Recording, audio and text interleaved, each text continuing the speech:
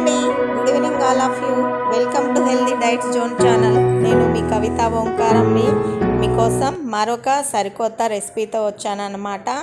అదే mutton brinjal curry అన్నమాట. మటన్ని వంకాయ కాంబినేషన్తో వండటం అండి. చాలా బాగుంటుంది ఈ గ్రేవీ.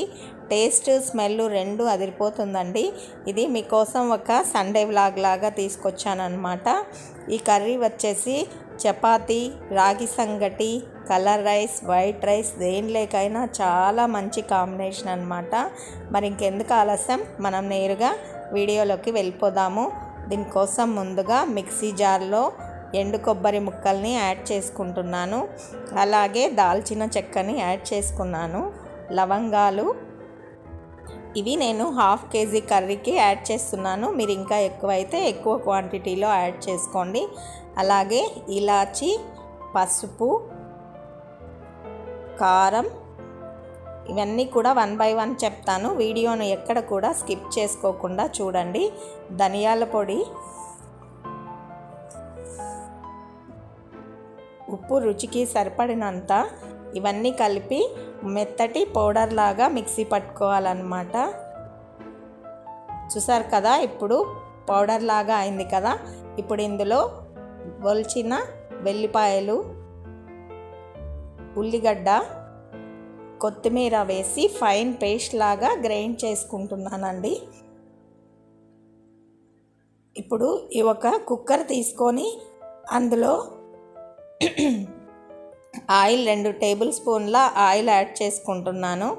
ఈ ఆయిల్ వేడెక్కిన తర్వాత మనము ఇందులో మటన్ ఉంది కదా, 1/2 kg మటను బాగా వాష్ చేసి పెట్టుకునింది యాడ్ చేసి కొంచెం మగ్గనిచ్చుకోవాలండి.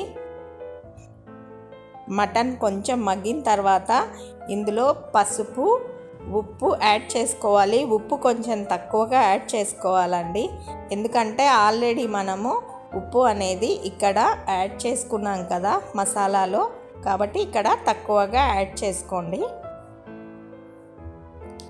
ఇది బాగా మగ్గిన తర్వాత ఒక 10 నిమిషాలు మగ్గిన తర్వాత దీనిలో కట్ చేసి పెట్టుకున్న వంకాయల్ని యాడ్ చేసుకోవాలి. చూసారు కదా, ఒక 1/2 kg వంకాయలు తీసుకున్నాను. కిలో మటన్కి అయితే 1/2 kg వంకాయలు తీసుకోండి. అలాగే 2 లేదా 3 టమాటాలు సన్నగా కట్ చేసి యాడ్ చేసుకుంటున్నాను.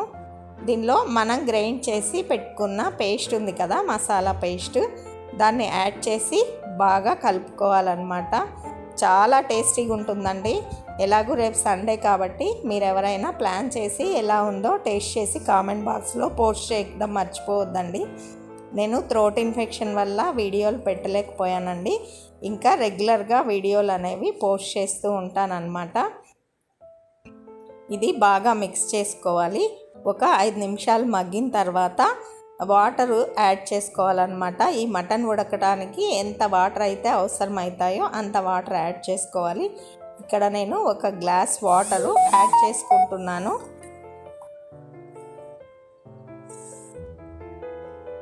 దీన్ని బాగా కలిపేసి కుక్కర్ విజిల్ పెట్టేసి 5 విజిల్స్ లేదా 6 విజిల్స్ రానివ్వాలి.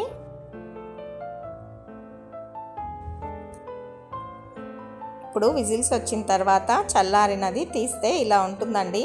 ఇంకా రెడీగా మనము రైస్లో కానీ దేంట్లో అయినా వేసుకొని తినేయటమే. చాలా టేస్టీగా ఉంటుందండి.